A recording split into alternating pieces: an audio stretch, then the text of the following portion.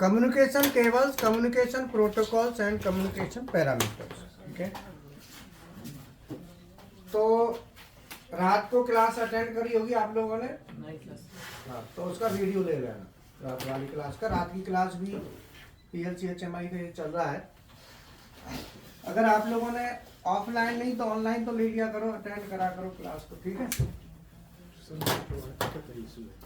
तो रात वाली जो क्लास है उसमें आपने वीडियो ले लेना, वीडियो आ जाएगी ग्रुप में। हीरा सर, रात वाली क्लास का वीडियो दिलवा दो।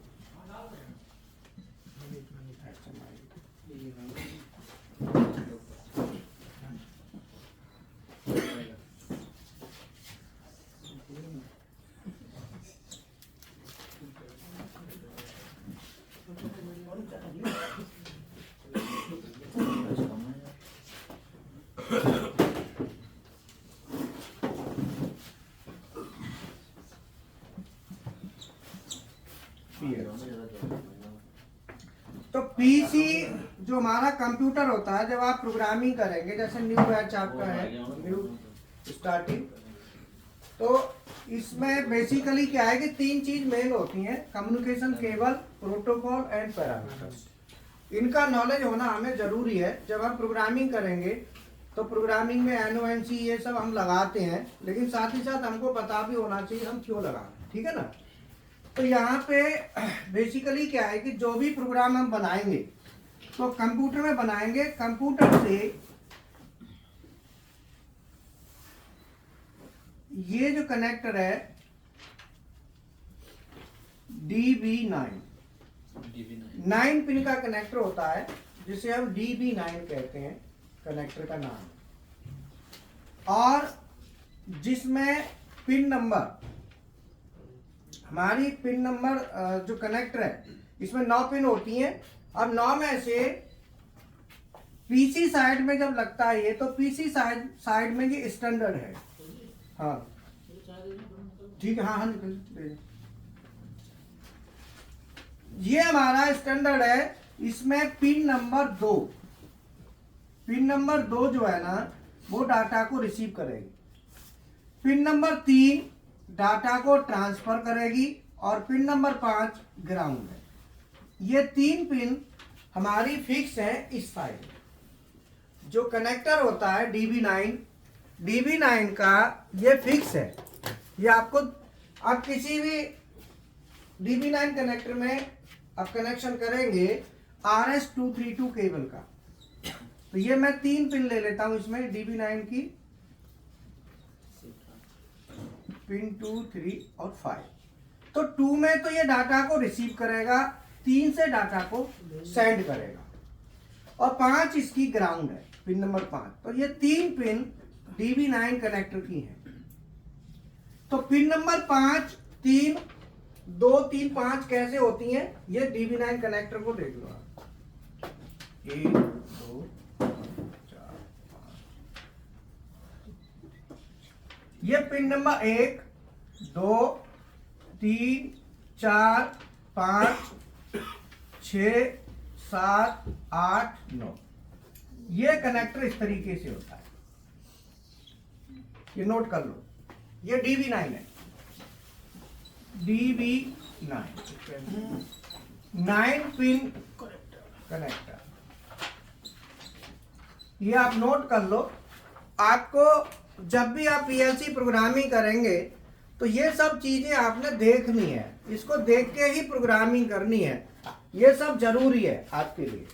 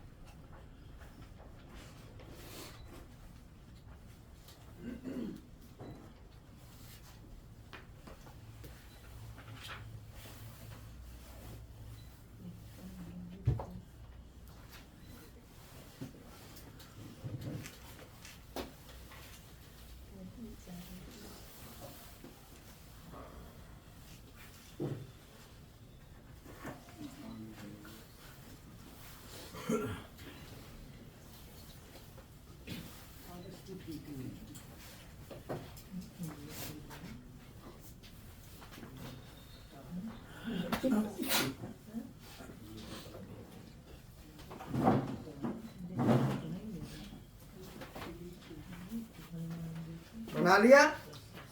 अब इसकी पिन नंबर 2, 3 और 5, ये 3 पिन हम यूज करेंगे।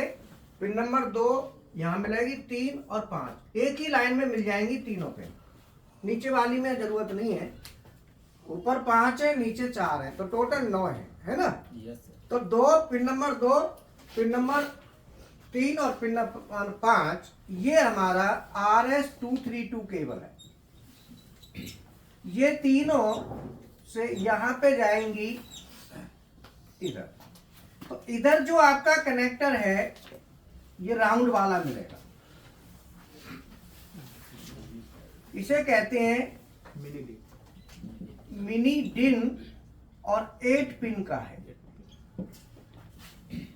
ये 8 पिन का कनेक्टर होता है, ठीक है ना। ये कनेक्टर हमारा 8 पिन का है। तो इसका कनेक्शन 5 नंबर हमारा ग्राउंड है। RS232 केबल हमारी पीसी से पीएलसी में गई। ये वाली जो पिन है इधर वाली, ये फिक्स है, इनमें कोई चेंज नहीं होगा। उधर चेंज होगा जो होगा, मतलब सीधा है कि पीएलसी साइड में आपको अलग अलग मिल जाएगा, लेकिन कंप्यूटर की तरफ ये यही मिलेगा, फिक्स है। और HMI को जो कनेक्ट हम करेंगे, HMI हमने कनेक्ट कर दी USB से।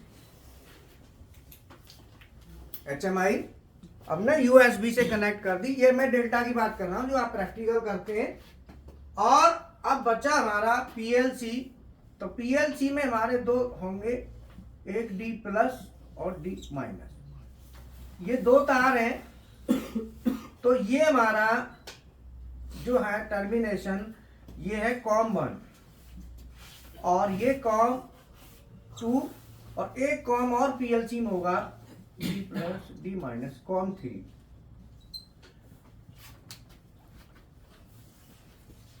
इसका कनेक्शन यहां पे भी DB9 होगा।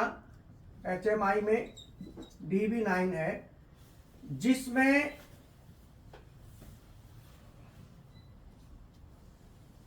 एक, 2, 3, 4, 5, 6, 7, 8, 9।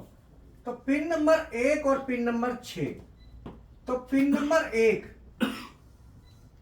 और पिन नंबर 6, पिन नंबर 1 और पिन नंबर 6 को यूज करेंगे, बाकी पिनों को यहां पे यूज नहीं करेंगे। ये DB9 है, ये केवल RS485 है। आप ये नोट कर लो कि डेल्टा की जो आप PLC HMI कम्युनिकेशन देखेंगे, प्रोग्रामिंग, ये आपको जरूरी है, ये सब चीजें पता होना चाहिए, ठीक है। और मिनी डिन उतारो फटाफट इसको, ये जरूरी होता है, ये बहुत जानना है कौन सी केबल कहाँ लगेगी, कैसे है। कम्युनिकेशन ही मेन होता है, समझ में आया।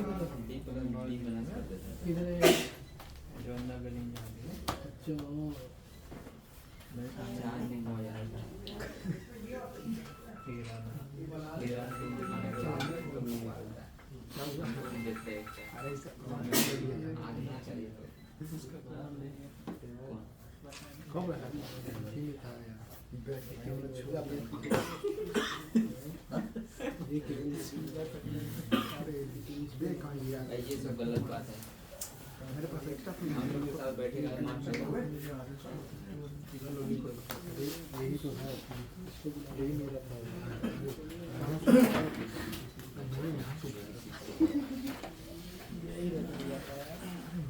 ये कहाँ से उतर गया था? ये ऐसा ना यहाँ लगा देना, ऊपर लगवा दो सर। ऊपर ज्यादा ऊपर हो जाएगा, ज्यादा ऊपर नहीं होगा। इसको यहाँ लगा देंगे सामने, अच्छा यहाँ लगाना, ये हटा देना, ठीक है। इसमें एक RJ45 का और ले लेता,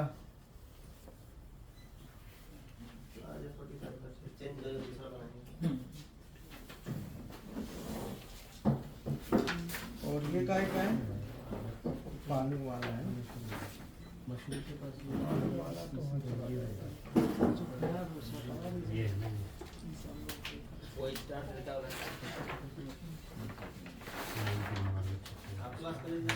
ठीक है।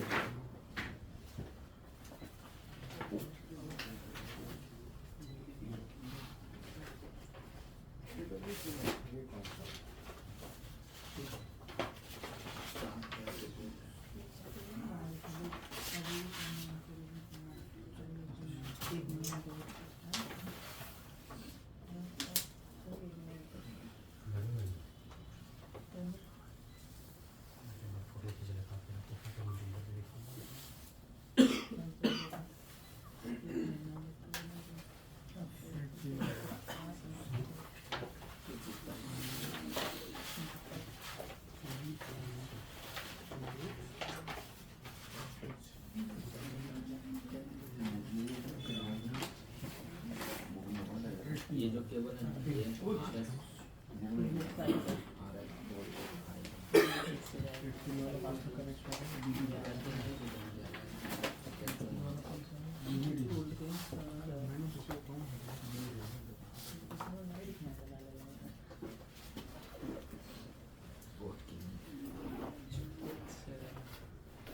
हो गया।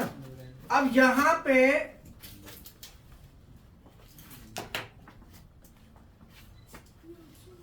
जो DB9 कनेक्टर है, यहाँ भी DB9 है, तो DB9 कनेक्टर हम, ये हमारा COM2 हो गया, तो COM2 और ये हमारा COM1। तो जो कम्युनिकेशन पोर्ट होते हैं वो आप नोट कर लो। अगर आपका COM1 है तो उस पर RS232 केबल लगेगी। COM1 RS232 के लिए होता है,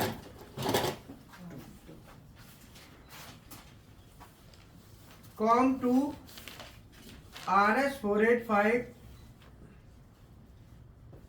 COM3 RS485 और USB, और COM4 USB, COM5 USB, COM6 USB, COM7 USB। ये आगे ये चलता जाएगा, आपके 8, 9, 10, 11 जितने भी कॉम होंगे ये सब USB होगा। सारी पीएलसी में सेम होते हैं सर। PLC नहीं, कंप्यूटर में। इतने कॉम PLC में कहाँ मिलेंगे, ये कंप्यूटर के हैं। पीएलसी में तो एक ही होगा। आप तो प्रोग्राम कंप्यूटर से ही तो लोगे PLC में। हाँ सर। सर फिर जो लैपटॉप से जैसा प्रोग्राम बनाया और लैपटॉप से फिर अपन ट्रांसफर कैसे करेंगे? हाँ वो बताऊंगा ना, पहले ये समझ लो, फिर मैं बताऊंगा कि कैसे कैसे ट्रांसफर करना होता है, कैसे हमको कनेक्शन लेना है, ठीक है। यस।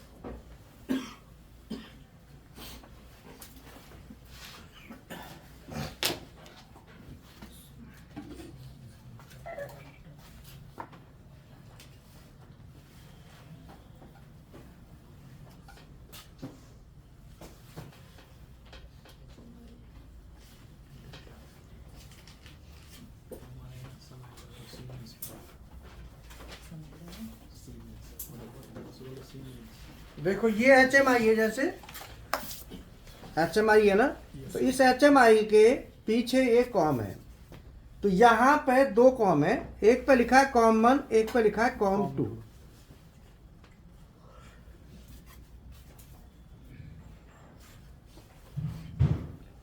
कॉम 1 और कॉम 2 यहाँ पे हम सप्लाई देंगे और यहाँ पे USB है, तो इसके साथ तो हम कनेक्ट कर देंगे, USB के साथ तो कंप्यूटर से डाटा लेंगे, और ये कॉम 2 ये ले जाएंगे PLC के कॉम 2 पे, PLC के कॉम 2 पे ले जाएंगे। तो ये दो कनेक्शन हम यहाँ पे करेंगे, कॉम 1 का कनेक्शन हम नहीं करेंगे, कॉम 1 की जगह यहाँ पे USB है, ठीक है ना।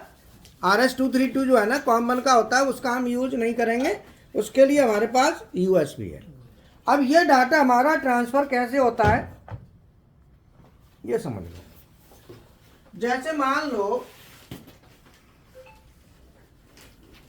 आपके पास RS-232 कॉम 1 नहीं है, मान लो लैपटॉप है आपके पास, ठीक। कंप्यूटर नहीं है, कंप्यूटर में भी आजकल नहीं आ रहा, कईयों में नहीं आता, कईयों में आ जाता है। तो उस समय हम क्या करेंगे, तो उस समय करने के लिए हम यहां से USB लेंगे, USB से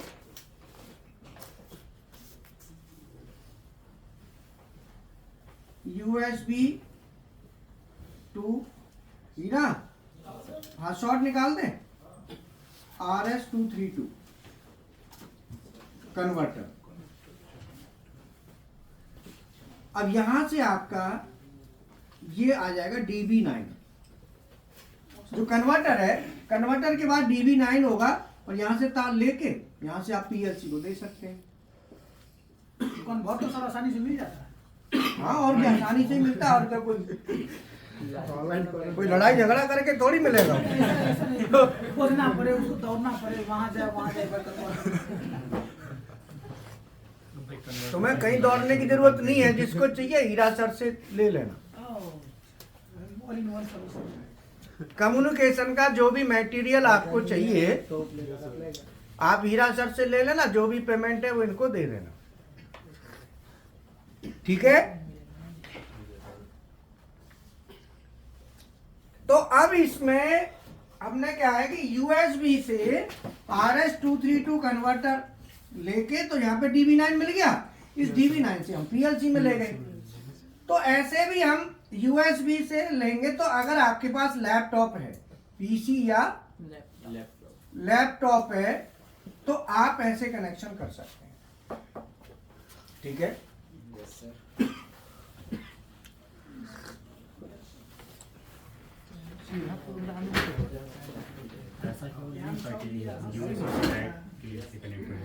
कन्वर्टर है,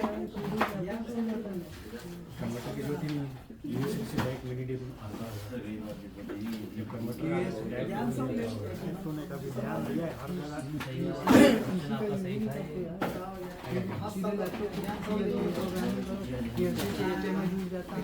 ड्राइव भी हो जाता है, PLC से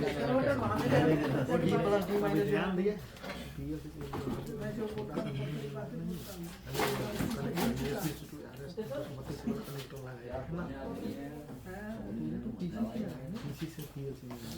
तो वो तो प्रोग्राम जाने के लिए एक बार अगर हम लैपटॉप से डालेंगे तो प्रोग्राम डालने के लिए मतलब इधर लैपटॉप में भी जाता है, मैं करते ही देखा हूँ। हाँ, ये ले लो, प्रिंटर लेना पड़ेगा ना, टेबल हो जाएगा उधर से बात करके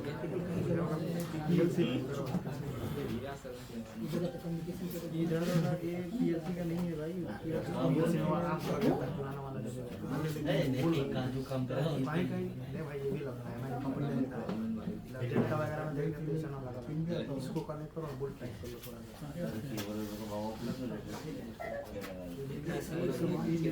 ज़्यादा मैं देखा हूँ इससे ये PLC में देखा हूँ इधर बोल रहेगा वो कुंजिया के पास एक साल 4 महीना बेटा इंडस्ट्री छोड़ी ध्यान नहीं पीएलसी में USB to RS-232 कन्वर्टर का क्या यूज होता है? तो ये पहले समझ देख लो, ये कन्वर्टर है। दिखाइए सर देखना है इधर तो आपका USB है, ये देखो ये USB है, ठीक है, और ये है 232। तो आपने क्या करना, लैपटॉप में इधर लगा दो, इधर 232 बन गया। अब RS-232 जहां पे लेके जाना है, वहां पे जो केबल है आपकी, कौन सी, पीएलसी वाली, तो वहां पे मिनी डिन जाएगा ना, मिनी डिन। तो एक तरफ मिनी डिन होता है कॉमन पे, तो ये तो हो गया मिनी डिन और ये हो गया DB9। तो अब क्या करेंगे, यहाँ पे यहाँ से ये बन गया ना, देखो आपने यहाँ पे क्या किया, USB से ये बना दिया, बन गया। अब इसको पीएलसी में दे दो। अब आपने कहा ना कि नहीं, हमें ना COM2 पे देना है, ये कहाँ पे जाएगा पीएलसी में, COM1 पे। कॉमन पे जाओ। अब मुझे देना है COM2 पे, मैं 1 पे नहीं। 2 पे क्या होता है, 2 पे सीधा है, 2 तार लगा देनी है सीधा, COM2 पे। 3 पे दे दो, कहाँ जाना है ये, मैं यहाँ ना देके COM3 पे देना चाहता हूँ। 3 खाली है ना, तो मैं क्या करूंगा, उसके लिए एक और लगा दूंगा।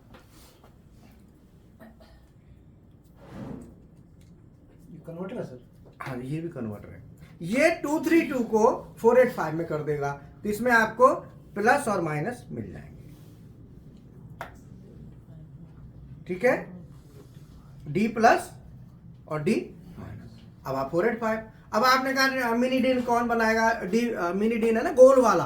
अब गोल वाला नहीं है आपके पास, या बनाने की दिक्कत है, पिन आउट की दिक्कत है, सीधी 2 तार लो, सीधी वहां पे लगा दो, लो। अब इसमें क्या होता है दूसरा,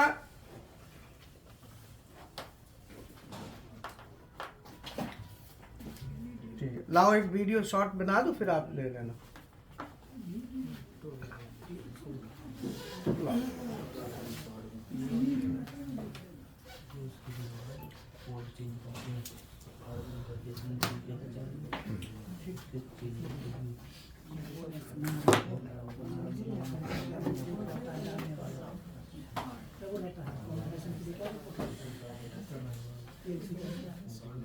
एक ही वो हम देखते हैं कि नहीं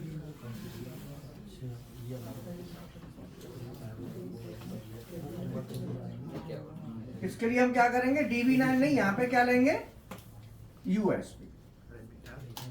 तो आपका यहाँ पे पोर्ट होगा USB से केबल जाएगी, ये किस पे जाएगी, कनेक्टर पे USB to RS-232 कन्वर्टर। और यहाँ से हमारी तार जाएंगी 3 निकल के, तो ये कनेक्टर इधर जो है ना, ये तो डायरेक्ट जा रहा है ना, यस सर। USB से कन्वर्टर में डायरेक्ट तार घुस गई है, तो सीधी। और इधर वाली जो तार है, ये DB9। तो हमने क्या में कन्वर्ट कर दिया, ऐसे USB को DB9 में कर दिया, DB9 हो गया ना ये। और DB9 में जब हमने कन्वर्ट कर दिया, तो वही कंफर्मेशन है, 2 नंबर 3 नंबर 5 नंबर, ये फिक्स होते हैं, 2 3 5। अब इसको हम क्या करेंगे, सीधा पीएलसी में उसमें दे देंगे, यहाँ से लेके, और वो पीएलसी वाला जो DB9 है, क्योंकि ये मेल है, उसके फीमेल में लेके वहां से फिर मिनी डिन में ले जाएंगे, ठीक है। तो हीरा के लइए 87 केबल वाली है, डेल्टा वाली, तो वो मैं लगा के दिखा देता हूँ कैसे कनेक्ट होगा, ठीक है। अब इसमें हम क्या करेंगे,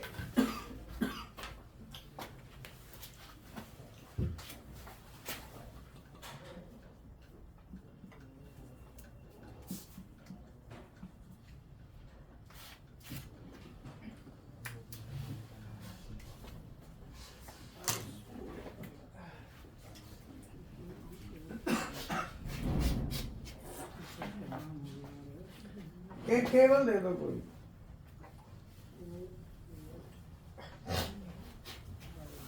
कम्युनिकेशन जो है ना, पीएलसी प्रोग्रामिंग में बहुत से स्टूडेंट ऐसे होते हैं जो इलेक्ट्रिकल ब्रांच के होते हैं, तो वो क्या करते हैं कि लैडर वगैरह बना लेते हैं उतना, क्योंकि उनका ये फील्ड है, लेकिन वो कम्युनिकेशन में वीक होते हैं। तो कई स्टूडेंट ऐसे हैं वो केवल कम्युनिकेशन के लिए ही ज्वाइन करते हैं।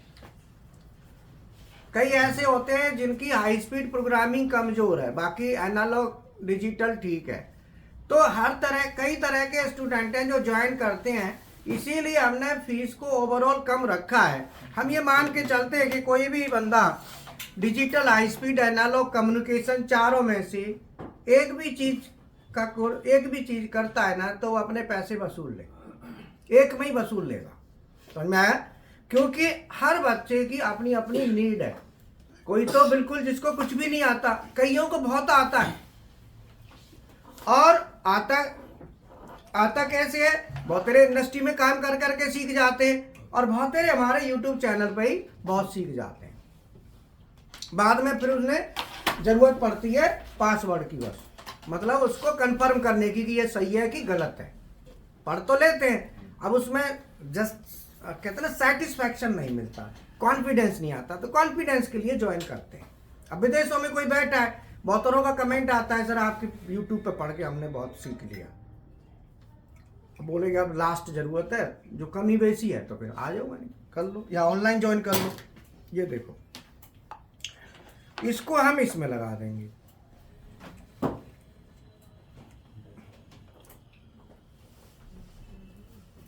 एक जैसे हैं सर, ये लग रहा है। तो कैसे अलग अलग होंगे? मेल पे मिला। ठीक है, हमने यहाँ से यूएसबी से लिया, यूएसबी से लेके DB9 में कन्वर्ट कर लिया, और DB9 में कन्वर्ट करके DB9 के मेल फीमेल के द्वारा, और फिर मिनी डिन में। अब कंप्यूटर में ये आपके पास ऑप्शन है, कॉमन है तो ये डायरेक्ट लगा दो, अब कॉमन नहीं है, लैपटॉप है तो यूएसबी है, तो फिर आप ये केबल लगा दो, इसको इसके साथ कनेक्ट करो।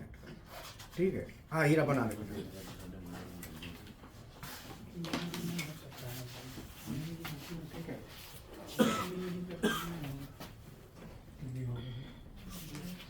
ठीक है, आज का हमारा टॉपिक है पीएलसी में USB to RS-232 कन्वर्टर का क्या यूज होता है।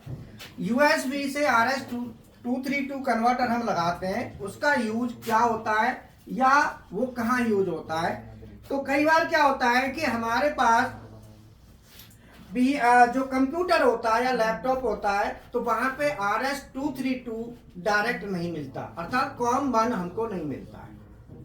तो COM1 हमको डायरेक्ट नहीं मिलता, तो उस समय हम क्या करते हैं, ये कन्वर्टर है USB से RS-232 कन्वर्टर।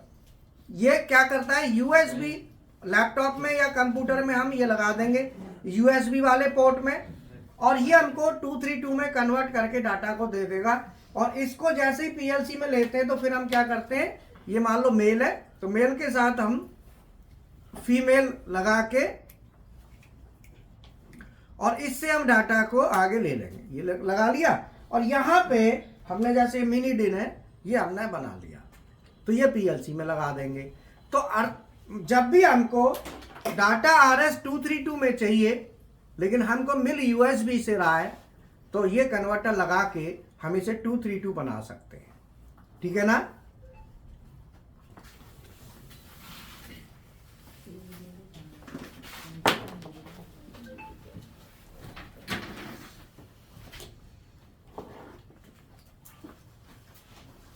समझ में आ गया। तो अब जो है ना, अब ये 232 USB की आवश्यकता क्या होती है, कहाँ होती है, अब ये समझ हैं। हाँ, अब इसकी आवश्यकता कहाँ होती है, अब आप इसको समझो। तो क्या होता है कि जब हमें कोई भी दो डिवाइस जैसे कंप्यूटर और पीएलसी, जब हमें किन्हीं दो डिवाइसों के बीच में डाटा देना हो, ओनली 2 डिवाइस, जिसके साथ तीसरी चौथी कोई डिवाइस नहीं है, 1 to 1 दो डिवाइसों के बीच में डाटा ट्रांसफर करना होता है, तो उस समय हम RS-232 का यूज करते हैं। जब पीसी से खाली पीएलसी, HMI नहीं, या BFD ले रहे हो, मानो मान रहे यहाँ पे ले ली BFD, तो D प्लस और D माइनस, इसको मैं यहाँ जोड़ दूं। अब आप ये बताओ कि डाटा हमारा D प्लस, अब यहाँ पे COM2 COM3, तो जब हमें सुन लो, जब हमें केवल 2 डिवाइस हैं, अर्थात कंप्यूटर और PLC, केवल 2 डिवाइस से कनेक्ट करनी है, तो RS-232 लगा, और RS-232 नहीं है तो USB, ठीक है। और जब हमें 2 से ज्यादा डिवाइसों में डाटा ट्रांसफर करना हो, आपस में डिवाइसों की संख्या 2 से ज्यादा है, तो उस समय RS-485, अर्थात अब देखो 1 2 3, ये 3 डिवाइसों के बीच में डाटा है, तो 485 लगेगा। यहां भी RS-485 और यहां भी RS-485, बट इसमें RS-232 यहां तक बस। अर्थात जब हमको, क्योंकि हमारा जो मेन कंट्रोलर है वो PLC होता है, तो PLC तक 232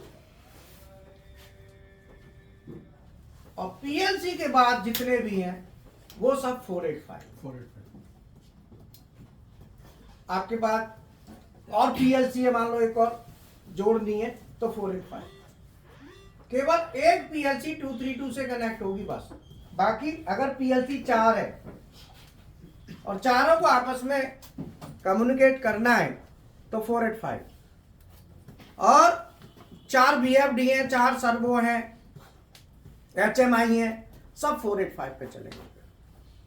तो RS-232 केवल कहां तक रहेगा, कंप्यूटर से PLC, केवल 2 डिवाइसों के बीच में डाटा ट्रांसफर करना है, तो हम RS-232 यूज करें, केवल 2 डिवाइस। और तो आप जितने भी प्रैक्टिकल आप देखेंगे वहां कर रहे हैं, तो ये स्टार्टिंग में आप करते हैं, तो आप देखेंगे वहां पे आप जब करेंगे तो आप देख भी लेना कि कैसे कनेक्शन जा रहा है, कम्युनिकेशन हो रहा है, तो वो आप देख सकते हैं। तो जो कम्युनिकेशन हमारा होता है, तो कम्युनिकेशन के हमारे पास 3 ऑप्शन आपको मिलेंगे, एक RS-232, USB, और एक मिलेगा आपको ईथरनेट। 3 ऑप्शन, 1 2 3। अगर ईथरनेट है तो फिर वो ईथरनेट ही लगेगा, ईथरनेट अलग IP एड्रेस के साथ चलता है। ये सीरियल कम्युनिकेशन में आते हैं सब, इसे कहते हैं सीरियल कम्युनिकेशन।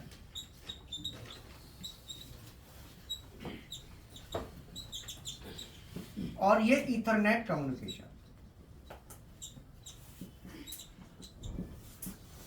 दो तरह का हमारे पास माध्यम है। एक सीरियल से डाटा कम्युनिकेशन में हम सेटिंग करते हैं, एक ईथरनेट में करते हैं, 2 हमारा चलता है। तो सीरियल में USB भी इसी में आ गया, 232, 485, एक आता है 422। कौन सा? 422 भी इसी में आएगा सीरियल में। RS-232, 485, 422, USB, ये सब सीरियल एक कम्युनिकेशन है। और ईथरनेट है, फिर वो ईथरनेट ही है पूरे में, फिर ये नहीं है कि ये अलग हो। फिर ईथरनेट का हब लगा दो, बीच में हब आता है, हब के थ्रू कनेक्शन आप ले लो, जैसे यहाँ पे लिया हुआ है, ये 1200 में हब रखा होगा या नीचे राउटर, जिसे राउटर कहते हैं, वो यहाँ रखा होगा राउटर ना।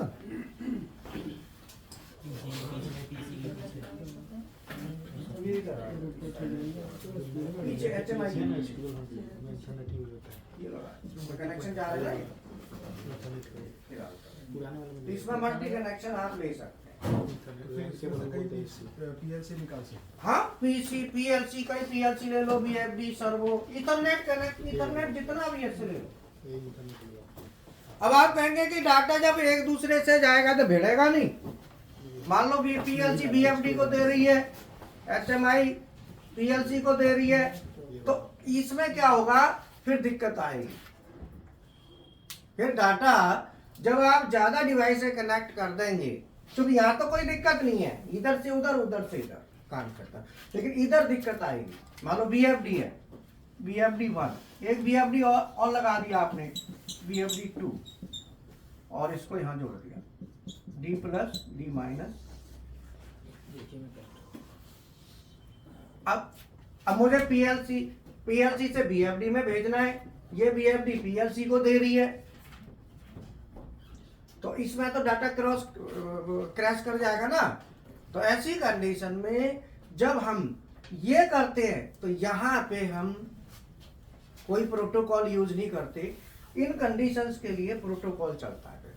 तो अभी बताया था ना प्रोटोकॉल क्या करता है, वो ये इंश्योर करता है कि कब किसको डाटा, कब कम्युनिकेशन में वो शेयर करता है कि एक सीक्वेंस में डाटा भेजता है। मान लो आपके पास इधर से इधर भी जाना है, इधर से इधर भी जाना है, इधर से इधर जाना है, एट ए टाइम कई जगह डाटा ट्रांसफर होना है, तो प्रोटोकॉल क्या करेगा, बंद करो, थोड़ा लाइट गई थी है ना, कंप्यूटर बंद कर दो, तो प्रोटोकॉल क्या है, एक सीक्वेंस में डाटा भेजेगा, एक साथ डाटा को नहीं करेगा। फिर वो प्रोटोकॉल व्यवस्थित करेगा डाटा को कि मैंने कहां से कहां भेजना है।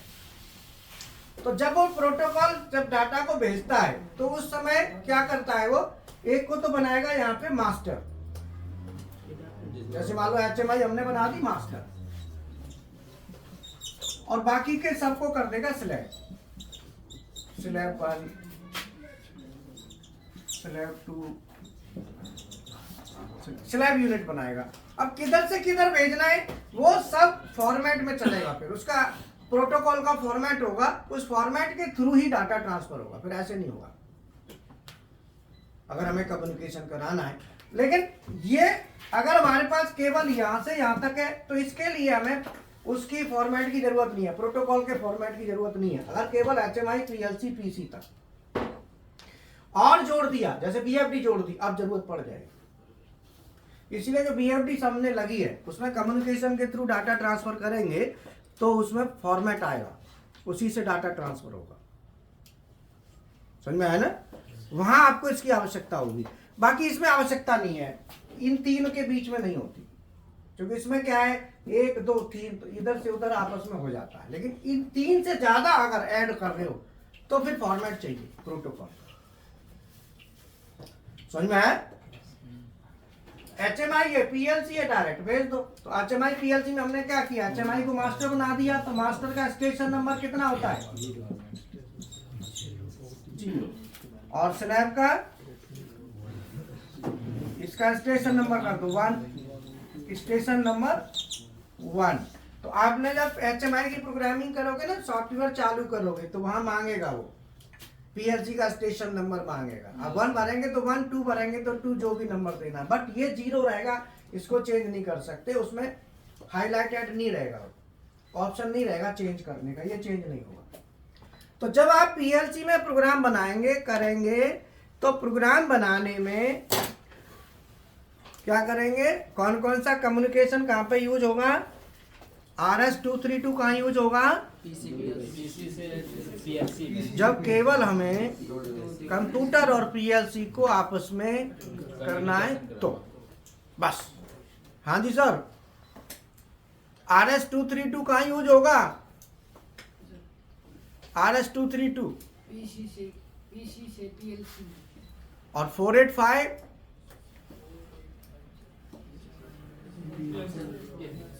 RS-232 होगा जब हमको पीसी से पीएलसी कनेक्ट करना है, खाली 2 ही डिवाइसों के बीच में, तो हम 232 यूज करेंगे।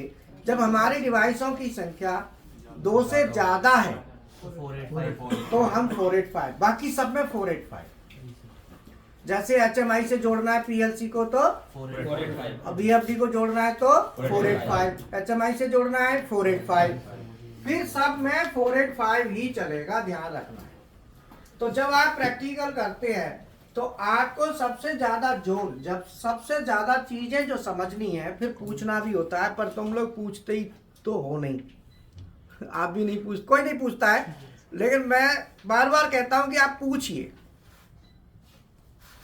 सबसे पहले अगर आप सॉफ्टवेयर को स्टार्ट करना सीख गए तरीके से, तो आप बहुत कुछ सीख गए समझो। उसमें बहुत है, उसमें पैरामीटर भी लिखे रहते हैं। अब कोई तो लेके आता नहीं मेरे पास कि सर ये पैरामीटर है, ये बॉड रेट क्या है, पैरिटी वगैरह लिखी हुई होती है, सेटिंग में जाओ। अब पता नहीं आप नहीं करते हो कि प्रैक्टिकल कराने वाला आपको नहीं बताता, समझ में नहीं आया। लेकिन कोई मेरे पास तो आता नहीं कि सर ये बताओ। आप लोग जब वो नोट करेंगे तो आपको पढ़ने में ये रहेगा कि हम पढ़ के आ रहे हैं। अभी आप किसी भी सॉफ्टवेयर पे बैठे, सबसे पहले 3 चीज आपको नोट करनी है। लिखो, वो देखो, वहां देख के समझो, पूछो कि ये क्या है, फिर हमसे पूछो। वैसे तो मैंने सॉफ्टवेयर जो वीडियो दिया ना उसमें बता दिया है सब, उसको नोट्स बनाने, पर वो कहते ना वीडियो कौन पढ़े डायरेक्ट चलन दो, तो वो फिर दिक्कत होती है। लिखो, अगर हमें कोई भी पीएलसी या एचएमआई का सॉफ्टवेयर खोलना है तो हमें क्या क्या नोट करना है। देखो, नंबर 1 कॉम पोर्ट। हमारे कॉम पोर्ट कौन सा है? कम्युनिकेशन पोर्ट जिसको कहते हैं, कम्युनिकेशन पोर्ट। सबसे पहले हमको देखना है कि कॉम पोर्ट हम कौन सा हम यूज कर रहे हैं, वहां पे आपको मिलेगा। सबसे पहले हमें यह देखना जरूरी है कि कॉम पोर्ट कौन सा है। Number 2 communication cable.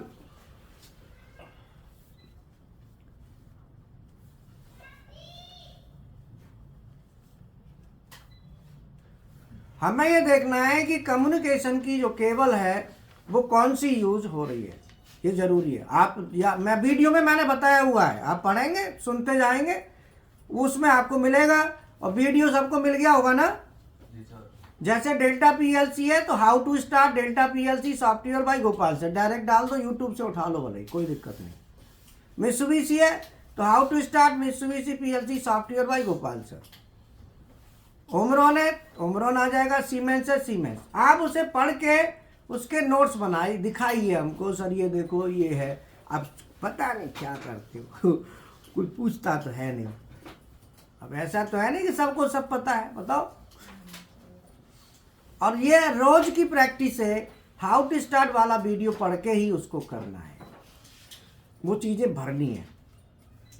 जैसे आप प्रैक्टिकल कर रहे हो, आपने पीएलसी के कौन से मॉडल पे प्रैक्टिकल किया है, बताओ।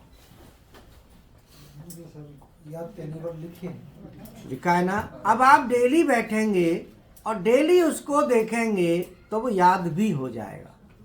अब आपने क्या करा, प्रैक्टिकल कर लो, लिख के रख लिया है, बाद में देख लेंगे, बाद में फिर कुछ नहीं होता है।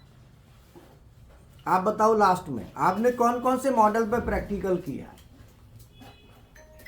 सर डेल्टा मॉडल पूछा है। आप बहुत गलत कर रहे हैं, सही मैं सच बताऊं तो आप बहुत ही गलत कर रहे हैं। आप सही दिशा में काम नहीं, पढ़ाई नहीं कर रहे, आपकी सही दिशा नहीं जा रही है। टेसुर आते हो, सही दिशा का इस्तेमाल करो। बार बार आपको इंस्ट्रक्शन दी जाती है, प्रैक्टिकल करने से पहले, पीएलसी पे बैठने से पहले उसका मॉडल नोट करें। इनको बुलाओ टीचर को, प्रैक्टिकल वाला। अब ये देखेंगे, पूछेंगे कि नहीं पूछ रहे पता नहीं। अरे भाई, जो पीएलसी सॉफ्टवेयर स्टार्ट होता है ये कोई भी मॉडल नहीं बता पा रहा है, बताओ क्या है खाने का। अरे डायरेक्ट क्यों बिठाते हो? पहले भैया नोट करो, रे झुंझुना से हो, बोर्ड पे दिखाओ उनको, थोड़ा 10 मिनट खर्च करो उसमें। जो बच्चा बैठा है उसी के पास जाके पूछो कौन से मॉडल पे काम कर रहा है, मॉडल बोल, वो बताएगा। इनको क्या है कि देखो, जब तक हम इनको टोकेंगे नहीं तो ये करेंगे नहीं। हम इनको डेली टोकेंगे तो एक दिन ये करेंगे। आज टोका कोई बात नहीं, कल फिर टोकेंगे, फिर टोकेंगे, तो कब तक नहीं करेंगे। इसीलिए हाउ टू स्टार्ट, जब तक पीएलसी पे बैठने से पहले घूमना है, किसी के साथ लगना नहीं है, खाली बच्चे गए भाई रुक जाओ कौन सा दिन है इधर बैठो, बोलना है इनको। और how to start Delta PLC software by Gopal sir, how to start Mitsubishi PLC software by Gopal sir. अब इनको ये भी कंफर्म कर दो, कमेंट करेंगे उस पर कि हमने वीडियो पढ़ लिया, ज़्यादा करेंगे तो कमेंट को भी कर दूंगा फिर उसमें कंपलसरी, आप कमेंट दिखाओ पढ़ा है तो बोलो, जिसे पता रहेगा कि आपने वीडियो पढ़ा। और फिर बोर्ड पे बताओ, समझाओ उनको, तब ये प्रैक्टिकल करें। ऐसे नहीं, ऐसी रेगुलर प्रैक्टिस अब ये बता नहीं पा रहे तो फायदा नहीं। तो एनओएनसी तो रोज लगना ही लगना, वहाँ में कौन सी दिक्कत है। 2 बजे स्टार्ट वाला चलता है ना, हाउ टू स्टार्ट वाला, उस पर पूरा जोर देना है फुल। 1 बजे जैसे 1 बजे उसने चालू कर दिया, तुम सर चेक करो बच्चों को, उसको बोलो देवेंद्र को, हाँ भाई क्यों नहीं तुमने बताया इनको, टोको। क्योंकि ऐसे फायदा नहीं है, ऐसे करने से क्या है कि मजा नहीं आएगा। कहते ना खाना खा लिया पर स्वाद नहीं आया, तो वो स्वाद नहीं आएगा, ये बोल नहीं पाएंगे कहीं। और 4 पैसे मांगेंगे तो बगैर बोले कोई दे देगा। अब कोई भीख मांगता है, मान लो परिक्रमा वगैरह हमें कहीं तीर्थ स्थल पर जाते हैं तो बोलता है, वो बगैर बोले तो उसको ना दे, बैठ जाओ तुम, तो कुछ तो ऐसे दे जाएंगे, फिर भी दे जाएंगे। लेकिन ज़्यादातर ऐसे होंगे मांगने पर ही देंगे, और बहुत तेरे तो ऐसे होते हैं उनके पीछे लग जाओ तब देते हैं। तो इसीलिए थोड़ा सा आप मीटिंग करके ना, जैसे ही वो आए तो आपस में डिस्कस करो कि ऐसे नहीं है, ऐसे बोर्ड पर बाकायदा बताइए, ये मॉडल को बता सकें। अब ये कुछ बोल ही नहीं रहे मॉडल के बारे में, तो रोज यही करना है इन्होंने। अब मैं तो इस समय आया हूँ, तो ये जो सुबह सुबह आता है उसको बोलो भैया ऐसे नहीं है, आप ये मॉडल नोट कराइए। ऐसे थोड़ी होता है कि बोर्ड पर लिखो कौन सा मॉडल करा रहे हो, क्यों जी। अब इनसे मैं पैरामीटर पूछने जा रहा हूँ, ये कुछ नहीं बोल रहे उसमें। मैं इन्होंने अब ये बैठे, इनने कुछ नहीं पता है, कई दिन हो लिए, ऐसा नहीं है, ठीक है ना। तो आपस में डिस्कस करके, मेरा सीधा है कि जितना है ना उसी को परफेक्ट प्रेशर डाल के फुल करवाओ, वो तुम पे हावी ना हो, तुम उस पे हावी रहो।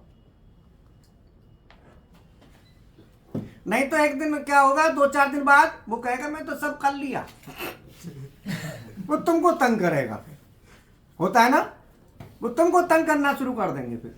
इसलिए तुम्हें तंग ना करें, तुमको तंग रखो मॉडल में, वहाँ में, यहाँ में, उनको ढीला मत छोड़ो। ढीला छोड़ते ही वो तुमको तंग कर देगा, ये कहानी होती। क्यों, यही होता है ना, कई बच्चे भी परेशान करने लगते हैं, फिर तुम्हें भी परेशान करेंगे, मुझे भी करने शुरू कर देंगे। तो इसलिए वो परेशान नहीं करेंगे, बस इस पे ध्यान दो कि भाई ये नोट बनाओ, पहले कहाँ है दिखाओ, बना लिया तो दिखाओ, बताओ। अब जैसे सीमेंस पीएलसी उसका प्रैक्टिकल चलेगा, तो देखो ना, बोलो उसको ये दिखाओ कौन सा कौन बना है, कहाँ है, केबल का नाम क्या है। अब वीडियो को नहीं पढ़ा, वीडियो निकाल के तो फटाफट उसको तुरंत मांग लो, मोबाइल दे, यूट्यूब खोल, डायरेक्ट आ जाएंगे, कई वीडियो डायरेक्ट आ जाते हैं, समझ में आया। तो आज से मीटिंग कर लो पहले, आपस में डिस्कस करके ऐसे चलाओ, जिससे नहीं तो ये 5-7 दिन बाद ही, 10-12 दिन में बच्चा फिर ऐसा लगता है उसने सब कुछ कर लिया 10-12 दिन में ही मैंने कहा ये बढ़िया काम है। तो ऐसा नहीं हो, जो नहीं तो ये तंग कर देंगे फिर हमको काम में, ठीक है ना। तो वो हो गया, अरे हाँ बंद कर दो, ठीक है ना। तो ये बाकी जो है ना के पॉइंट लिखे तो है वहाँ पे 10 पॉइंट, अगर देख लो, अगर और जरूरत है तो और लिखो, ऐसे जिनको ये पता रहे भरना क्या है। उसमें ये लिखा है पैरामीटर लिखेंगे, बॉड रेट और पैरिटी बिट, स्टॉप बिट, ये तो पैरामीटर लिखे हुए हैं, मतलब उसमें ये सब आते हैं कि कम्युनिकेशंस के पैरामीटर और ये नहीं उसमें ऐसे लिखा है बॉड रेट, नहीं ऐसे नहीं, ऐसे लिख दे एक बार, मतलब और आसान करते हैं, जिससे इनको पक्का करना ही पड़े। चार्ट में पूरा लिख दो, जिससे क्या है ना, इनको रहे कि ये भरना ही भरना है, पर बॉड रेट लिखना मत, ये ढूंढ के लिखेंगे उसमें से।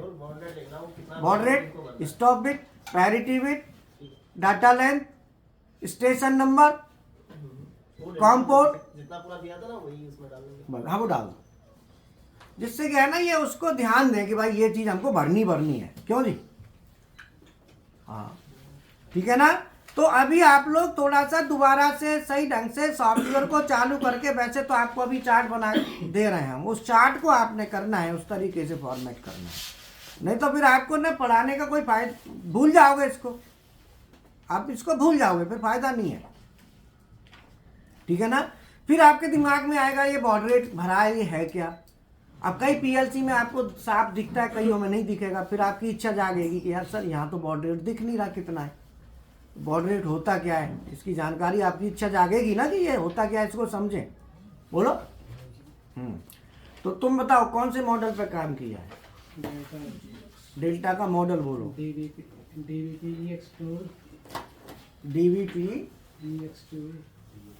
डीवीपी आगे आगे बीच में बोलो, EX2 और डीवीपी के बीच में आगे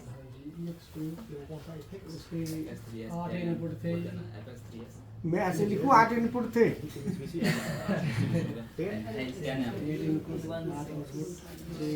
बोलो। अब देखो आपको कितने दिन हो गए, अब एक मॉडल आपको याद नहीं है इतने दिन में, एक कॉमन सी बात बताओ। बोलो। इसका है DVP 20 EX2 00 ये पूरा मॉडल हुआ। इसमें 00 का मतलब है 220 वोल्ट AC, R माने रिले आउटपुट। EX2 इसका ये मॉडल है, और 20 IO, टोटल IO कितने, और DVP इसकी सीरीज है, PLCB। तो ये आपको वहां पे मिल जाएंगे सब, आप मांगेंगे करेंगे तो सब मिलता है वहां पे, बने हुए चार्ट में वैसे। अब ये आपको ये पूरा पता होना चाहिए, तब आपको इसका सही फायदा मिलेगा। अब ये 20 जो IO हैं वो कैसे कैसे हैं,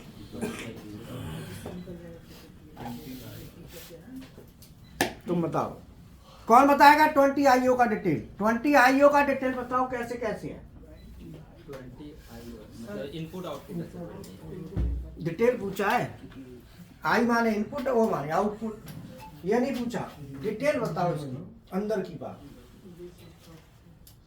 कितने कितने ये पूछा है। 12 और 8 हो गए। बोलो। क्या इनपुट कितने?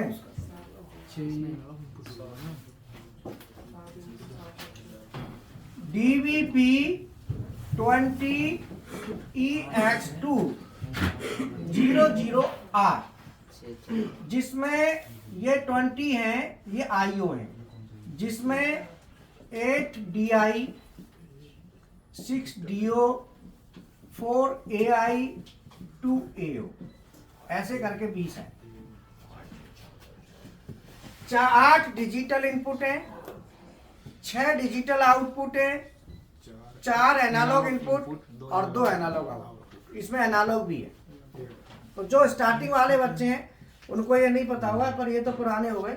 नए वालों के लिए दूसरा मॉडल है, नए वालों के लिए है DVP 16 ES2 00R, इसमें 8 है, 8 इनपुट 8 आउट, यही है ना। हाँ, और DVP सीरीज ES2 मॉडल 00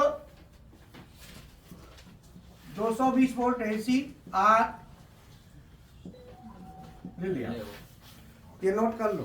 आप प्रैक्टिकल करेंगे सर। हाँ, वहाँ एनालॉग इनपुट इससे क्या यूज है?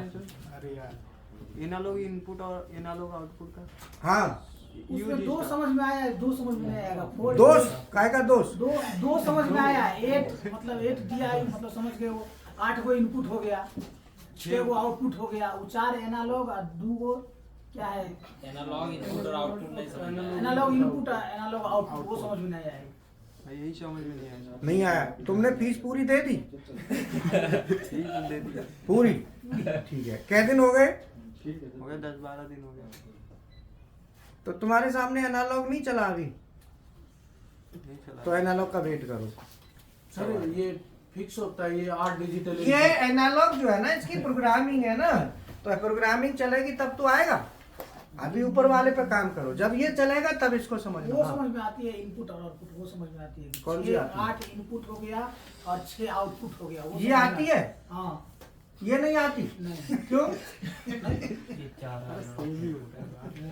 बताओ क्यों नहीं आती? एनालॉग होता क्या है सर, पहले ये तो समझना। जब तुम्हें ये समझ में नहीं आती तो आप वेट करो उसके लिए, क्लास चलेगी तब समझाएंगे, ये हुई ना सब बात। है ना।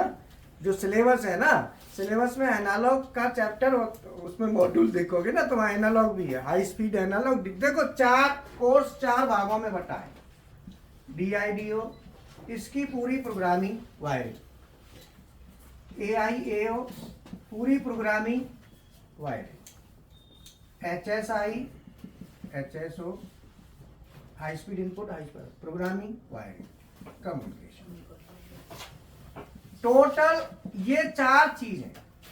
तो जो पुराने हो गए, जिनको 15 दिन हो गए, तो 15-16 दिन हो गए, तो वो एनालॉग कर चुके होंगे, उनको एनालॉग हो गया होगा। लेकिन जिनके अभी 15 दिन नहीं हुए, 12 हुए, 13 दिन हुए, वो उनको अभी एनालॉग नहीं आया नंबर, ठीक है ना। तो ये ध्यान रखना है आपका। ये अब ये देखो, आपका ये ध्यान रखना है कि इस पर कमांड होनी चाहिए, इस पर पूरी कमांड होनी चाहिए, इस पर पूरी कमांड होनी चाहिए, इस पर पूरी होनी चाहिए, तो तब आपकी प्रोग्रामिंग पूरी होगी। और कम्युनिकेशन इतना आएगा तब आपको प्रोग्रामिंग मान लो कि हाँ अब आपकी प्रोग्रामिंग। तो ये जो है ना मंडे से क्या है, आज कौन सा वार है? 2-3 वीडियो देखे, उसमें सब देखे हैं। आगे सब मंडे से ना, अरे वीडियो देख के सीख ली होती तो यार पैसा क्यों खर्च करें। बात तो नहीं समझ सकता। हम क्या बोले कि आपने अगर वीडियो से कर लिया होता तो इतना तो भारत देश में कोई बेवकूफ नहीं है जो फालतू खर्चा करेगा। मेरी बातों का आप नहीं समझ सकते। हम समझ गए तुम्हारी बात, हम ये तुम्हारी बात समझ गए। हम ऐसा देखे हैं, एक वीडियो देखे हैं जिसमें DIDO ऐसा कुछ करके कार्ड लगा हुआ था, ज्यादा नहीं दे। ठीक है। उसी के बारे में हम सब बोले कि वो कार्ड है, वो कार्ड क्या है।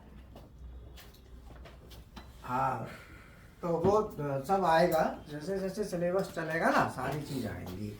जितना तुमको मैंने क्या कहा कि जितना तुम करते जा रहे हो, पहले इस पर कमांड बना कि ये हमारा पक्का है, कहते ना इतना करो, परफेक्ट करो, जितना हो जाए सर ये हमारा डन, अब आगे चलते हैं, तो आगे फिर करेंगे।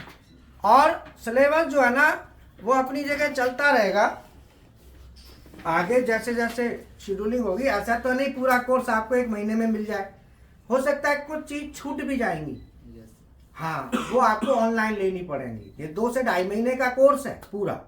अब 2 से 2.5 महीने 3 महीने के कोर्स को महीने भर में कैसे दिया जाए बताओ। कोशिश पूरी रहती है, फिर भी कोई चीज छूट जाती है, तो वो ऑनलाइन में पूरा आ जाएगा। तो ऑनलाइन तो चलता ही रहता है वो तो। मेरे हिसाब से तो साल भर का कोर्स है? मेरे हिसाब से साल भर का कोर्स। हाँ अगर देखा जाए तो साल भर का कोर्स 5-6 महीने तो देखो तुम लगोगे ना, ऐसा हम तो लगा। ये साल भर सही कह रहा है ये लगे रहोगे ना। कई बच्चे कहते हैं ये क्लास तो मैंने कर ली, ऐसा सुन होता है, बैठते नहीं क्लास में, उनको ये पता नहीं ये तुम 10 बार कर लो ना तो अभी 10% 15% एक्स्ट्रा मटेरियल मिलेगा। तुम 10 बार कर लो, मैं तुम्हें फिर एक्स्ट्रा दे दूंगा। और बोलो, एक वीडियो को 10 बार देखने से 10 बार अलग अलग तरह का आती आता है, ये चीज हम भी देखे हैं। बिल्कुल, और यही होता है। यही होता है। पिक्चर देखने जाते हैं, एक पिक्चर को एक बार देख के दोबारा देखोगे, कई सीन ऐसे होंगे जो तुमको कहोगे यार ये तो मैंने ध्यान ही नहीं दिया था। तीसरी बार देखोगे फिर कोई एक्स्ट्रा सीन तुम्हें मिलेगा पक्का, जो तुम्हारा ध्यान उस समय नहीं गया होगा। क्योंकि माइंड है ना, माइंड हर समय,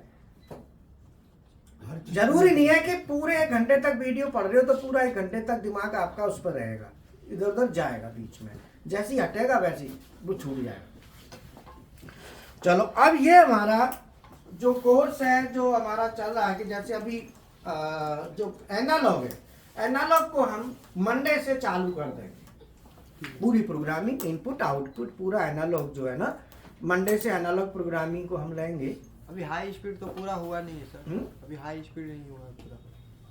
हाई स्पीड इनपुट आउटपुट समझे नहीं? हाई स्पीड इनपुट आउटपुट जो है ना, एक क्लास लिए हैं इसका बस। एक क्लास लिया है ना, ऐसा होता है कि जैसे मान लो जितना आपको कराया, उसके बाद आपने क्या, आपके पास वीडियो आया, वीडियो चार्ट लगाया ना, उस चार्ट के हिसाब से उनको आप देख लो, वीडियो में बताया, आप उसके हिसाब से उसे करो, फिर उसमें समस्या आती है तो फिर हमें बताओ कि सर यहाँ पे प्रॉब्लम है। मैंने क्या कहा, ये चलता रहेगा। अब मान लो कोई स्टूडेंट आया हमारे पास, टोटल 10,000 रुपये लेके आया घर से, बोलो 5,000 दे दिया, 5,000 दे दिया। अब उसका एक महीने में मैं केवल हाई स्पीड को ही 1 महीने तक चला सकता हूं, बोलो, केवल हाई स्पीड को मैंने 1 महीने खींच दिया, तो वो क्या करेगा 1 महीने बाद? न तो उस पर खाने के लिए है और न रहने के लिए, बोलो। तुम ये तो देखो कि जो तो मैं कह रहा हूँ 70% स्टूडेंट ऐसे हैं जिनकी फाइनेंशियल कंडीशन ऐसी है, नेक टू नेक, इतने दिन का बजट है, फिर बजट ही बोल जाएगा। या लंगड़ थोड़ी चल रहा है कोई गुड़गांव में, बोलो। उसमें से एक हम भी हैं। हाथ उठाओ, कितने ऐसे हैं जिनका बजट, हाथ उठाओ, बोलो। अब देखो मैक्सिमम स्टूडेंट ऐसे हैं जो बजट के साथ चलते हैं। अब उनको देखूं या ये देखूं कि भाई दोनों चीज देखनी होती है, और समय भी। अभी जैसे सर्दी पड़ रही है, अब सर्दी में मुझे भी तो, मेरी भी तो हिम्मत देखनी है कि भाई मेरी हिम्मत है कि नहीं पढ़ाने की, उस समय कितनी है, ये भी देखा जाता है। तो मैं क्या करता हूं कि आपकी जो नीड है, जो नीड आपकी जितने से पूरी हो सकती है शाम, वो करने के लिए पूरा प्रयास रहता है कि digital, high speed, analog communication, ये सारी चीज़ें आपकी एक कवरेज में आ जाए। इतना आप कर सकें कि सामने वाले को बता सकें कि ये है, कुछ मैंने पढ़ा दिया, कुछ वीडियो से। नहीं तो एक ही चीज़ एक हफ्ता खाएगी, हफ्ता 10-15 दिन, तो फिर कोर्स नहीं हो पाता। तो पहले पीएलसी का वायरिंग ऊपर करवा दीजिएगा, उसके बाद एनालॉग करवाइएगा। हाँ, तो वायरिंग में भी वायरिंग तुम्हारी नहीं हुई अभी? 3-4 दिन पहले रात को पढ़ाई तो थी। हम लोग किए हैं, सर लेकिन प्रैक्टिकल प्रॉब्लम नहीं करने है। में थोड़ा सा दिक्कत है अभी। प्रैक्टिकल करने में दिक्कत है ना, ठीक है, चलो। अब प्रैक्टिकल के एक लिए बार उसको विस्तार से करवा दीजिएगा, उसके बाद ठीक है। रिले कार्ड सबका अब बताओ, वायरिंग का काम, एनालॉग का काम, हाई स्पीड का, डिजिटल का कितने हैं, और को टाइम टाइम सीमित है सर। इसलिए रात का सपोर्ट हम लेते हैं। रात में 2 क्लास चलते हैं, रात अभी का नहीं चल क्लास रही के है लिए कुछ दिन। अगर 3 घंटे पहले हम लोगों को नोटिफिकेशन आ जाए तो हम लोग रुक सकते हैं। ये बात का नहीं पता रहता और है तुम कि आज कहाँ से क्लास आते हो? चलेगी या ना चलेगा। दिल्ली से आता है। दिल्ली से तो ऑनलाइन ले लो। ऑनलाइन तो सर मैं चीजें रहती तो अभी हम शुरू करते, अभी भी हम लोग वहाँ कर नहीं ये देखो, तुम्हारा जो है ना ऑनलाइन नहीं, देखो आप क्या सोच रहे हो, जितने बच्चे बैठे हैं इतने ही बच्चों का एडमिशन है, तो आप ऐसे क्यों कह रहे हो? तुम कहानी मुझे, तुम सोचोगे भी नहीं, जो संख्या देख रहे हो ना, और उस संख्या और इस संख्या में कितना अंतर है। देखें 60-65 रहते हैं ऑनलाइन में। 60-65 तो वो रहते हैं, और 60-65 उससे डबल ऐसे हैं जो उसमें भी नहीं बैठते, खाली वीडियो पढ़ते हैं। तुम्हें अभी पता क्या है, तुम ये देख रहे हो कि यहाँ कितने, ये तुम देख रहे हो। मैं कहता हूँ 50% स्टूडेंट ऐसा है जो क्लास में ही नहीं बैठता। मेरे साथ जो प्रॉब्लम है वो हम आपके साथ शेयर आप अपनी बोलो ना, ओवरऑल मत कहो कि ऑनलाइन में दिक्कत है। ऑनलाइन में जिनको वीडियो भी जाएगा, आप वीडियो पढ़िए। कईयों के नेटवर्क में प्रॉब्लम आती है, नेटवर्क प्रॉपर नहीं आता, और वही बात तो। अपनी अपनी कंडीशन है, लेकिन फॉर्मेट के हिसाब से चलोगे तो आपको दिक्कत नहीं आएगी।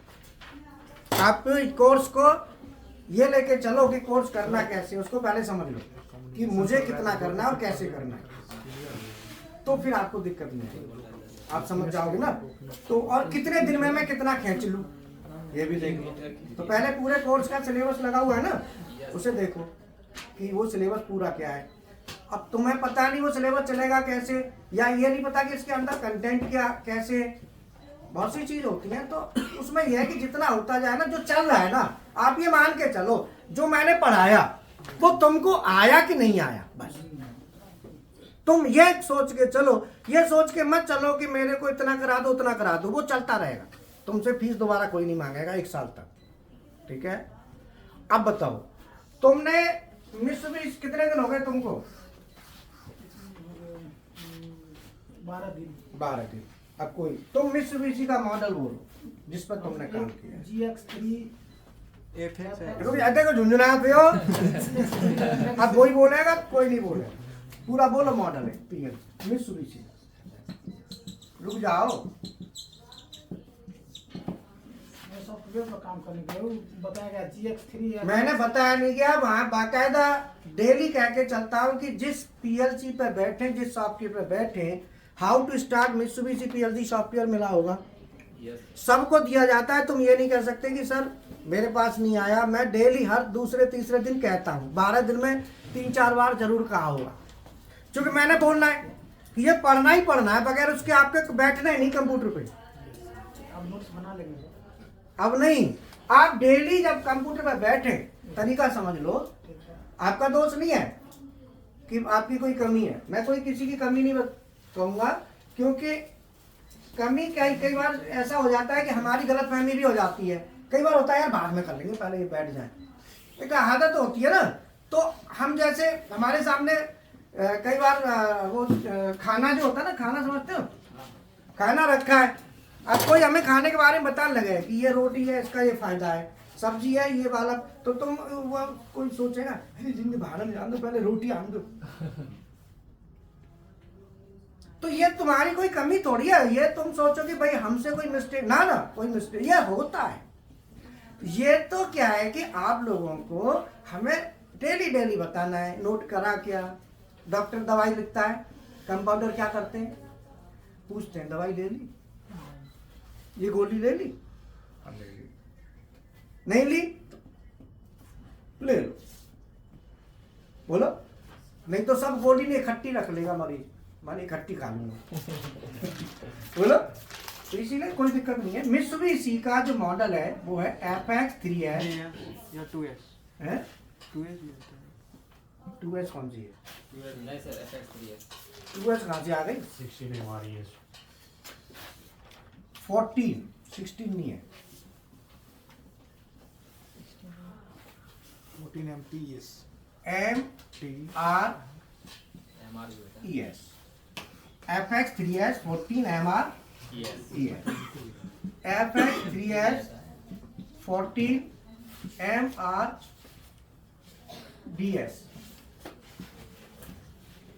FX3S 14 MTES FX3S 14 MTESS FX3S 14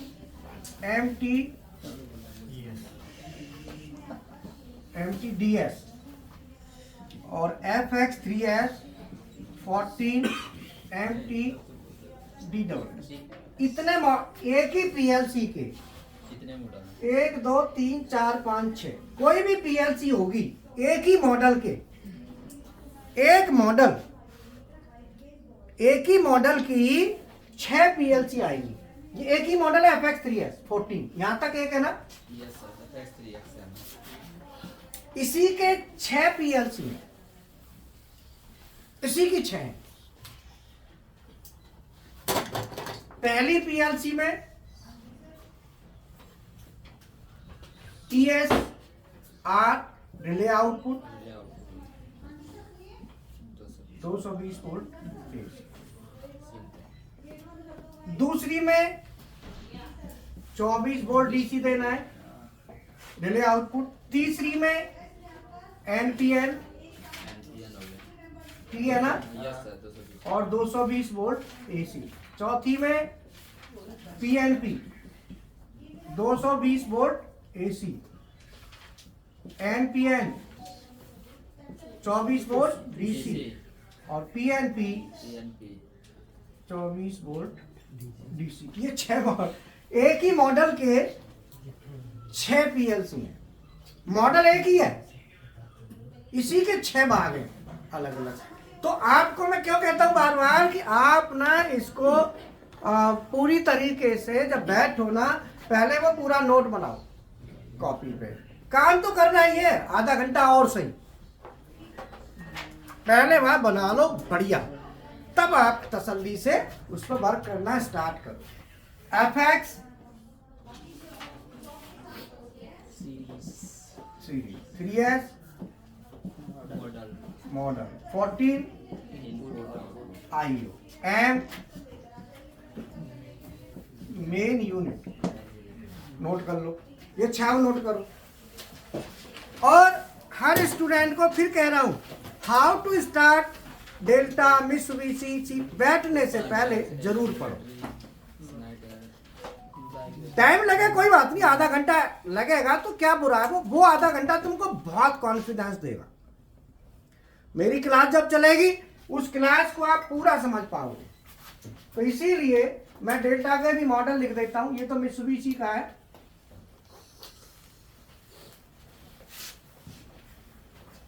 अब मैं इसका चार्ट तो बना के लगा दूंगा, फिर कोई देखेगा तो है नहीं। तो चार्ट तो चार्ट खाने के लिए होता है ना। बोलो, तो कहते ना कई स्टूडेंट होते हैं 4 बार तो देखते रहेंगे सर, ये बताओ। हमने कहा देख लेना, बोलो ये तो देखते रहेंगे, तुम ये देखो, है ना। DVP 16 ES2 00R, DVP 16 ES2 11R, DVP 16 ES2 00T, DVP 16 ES2, अब चलेंगे ना जब करा लेंगे, हाँ जब ही करा लेंगे। ES2 00T2, DVP 16 ES2 11T, DVP 16 ES2 11T2। इसके भी 6, हर पीएलसी के 6 होते हैं। 16 इनपुट आउटपुट की पीएलसी है। मॉडल, एक ही मॉडल का एक ही आउटपुट 6 होंगे। समझ में आया? नहीं आया? DVP series 16 IO model 220 volt AC relay out. DVP 11 24 volt DC relay output. T NPN output. T2 PNP output. T NPN T2 PNP। अब ये पूरा उतारो। ये दोनों पीएलसी पहले जो प्रैक्टिकल आपको मिलता है वो इन पे ही मिलता है। ये डेल्टा है, आप इस पर प्रैक्टिकल करें, और उधर मित्सुबिशी है। ठीक है, पूरा नोट्स बनाओ, उतना उसी तरीके से फॉर्मेट में चलो। ठीक है, अब ये बताओ डेल्टा पीएलसी का सॉफ्टवेयर आपने रीड किया कि नहीं किया? नोट्स बनाए? अब नोट्स बनाओगे तब बैठना। अब सॉफ्टवेयर में बैठ जाना, चालू कर लेना, देखते जाना। नोट्स भी आप लिख नहीं सकते, कोई बात नहीं, समझ लेना। ठीक है, बोलो क्लास कैसी लगी? समझ में आई?